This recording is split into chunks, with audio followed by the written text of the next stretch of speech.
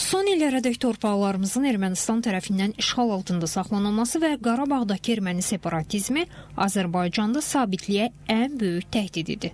Vətən müharibəsində və antiterror tədbirlərində qazanılan zəfərlərdən sonra bu təhdidlər tamamilə aradan qaldırıldı. Ərazi bütövlüyümüzün bərpası ilə Azərbaycan torpaqlarının hər bir nöqtəsində sabitlik təmin olundu. İndi isə ölkəmizə yaxın coğrafiyalarda, qonşu dövlətlərdə təhlükəsizliklə, sabitliklə bağlı ciddi problemlər nəzərə çarpsa da, Azərbaycan özünün sabitliyini və inkişafını uğurla təmin edir. Şuşa rayonunun Böyük Qala Dərəsi kəndində sakinlərlə görüşü zamanı Prezident İlham Əliyev bu məsələyə xüsusi diqqət çəkib. Dünyada müşahidə olunan mürəkkəb geosiyasi vəziyyətin nəticəsi ki, bugün qlobal qüvvələr balansı dəyişir, regionlarda təhlükəsizlik riskləri artır. İndi hər şey göz qabağındadır. Müharibələr yan yörəmizi əhatə eləyib. İstər şimalda, istər cənubda, istər başqa yerlərdə. Bu müharibələrin sonu olacaqmı? Heç kim bilmir. Nə ilə nəticələnəcək? Heç kim bilmir. Bu müharibələrin qalibi kimdir? Onu da demək çətindir. Hərə deyir ki, mən qalibəm. Müxtəlif güc mərkəzlərinin qarşıdurmalarının artdığı bir dövrdə Azərbaycan öz milli maraqlarına əsas tutaraq müstəqil siyasət yürütməyə davam edir. Rəsmi Bakı bütün diqqətini təhlükəsizliyə, sosial-iqtisadi inkişafa və regional əməkdaşlığa yönəldir. Gələcəyini qurur, prioritetlərini müəyyənləşdirir, yeni hədəflərə doğru addım atır. Bütün çətinliklərə rəğmən Azərbaycan, Qarabağ və Şərqi Zəngəzurda apardığı geniş miqyaslı bərpa işləri və infrastruktur layihələri ilə dünyada qurub yaradan ölkə kimi tanınır. Bu ərazilər Azərbaycanın öz gücü hesabına minadan təmizlənir.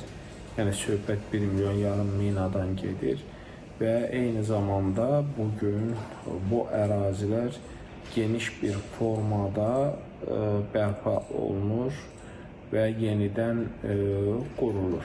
Yəni bugün Azərbaycan bütün bu işləri öz imkanı və gücü hesabına həyata keçirir. Yəni Cənab Prezident işğaldan azad olunmuş ərazilərdə olarkən də bunu xüsusi vurğuladı ki, bugün Azərbaycan dünyada qurub, yaradan, şəhərləri yenidən tikən, yenidən bərpa edən bir ölkə kimi tanınır və bugün Azərbaycanın bu addımları, Azərbaycanın həyata keçirdiyi bu siyasət, böyük quruculuq və abadlıq işləri dünya tərəfindən də diqqətlə izlənir və rəğbətlə qarşılanır. Artıq ölkəmiz beynəlxalq auditoriya tərəfindən vacib regional aktor kimi qəbul edilir. Elə buna görə də Azərbaycanla əməkdaşlıq etmək istəyən ölkələrin sayı ildən ilə artır. Bizim çox yüksək reputasiyamız var dünya miqyasında, çox müsbət imicimiz var. Azərbaycan artıq dünyada orta gücə malik olan dövlət kimi tanınır və bir çox ölkələrin şirkətləri bizimlə əməkdaşlıq etmək istəyirlər müxtəlif sahələrdə və biz əlbəttə ki, bütün şirkətlərə, o cümlədən xarici investorlara qanun çərçivəsində lazımi şərait yaradırıq. Ancaq eyni zamanda xarici şirkətləri bizə lazım olan sahələrə biz cəlb etməliyik. Uzun illərdə Azərbaycanda sabitlik mövcuddur və bu, bütün sahələrdə inkişafın əsas təkanverici qüvvəsi hesab olunur. Güclü iqtisadiyyat, siyasi-iqtisadi sabitlik, proqnozlaşdırılan siyasət çox saylı dövlətlərlə sıx münasibətlərin qurulmasına və yekunda bugünkü reallığın yaradılmasına gətirib çıxarıb.